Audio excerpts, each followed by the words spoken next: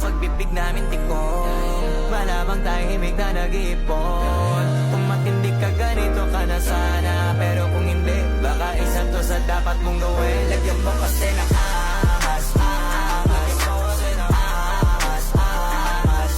Angas, angas. Huwag mong bigay ng asa, lalo pag wala kang angas, angas. Lagyan mo kasi ng angas, angas.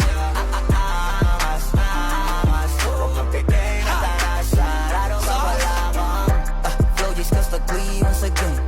Kinangina ba't ang titigas pa rin? Tapang bayag at niya kasi pag subok na, kaya dito madaling ibahin.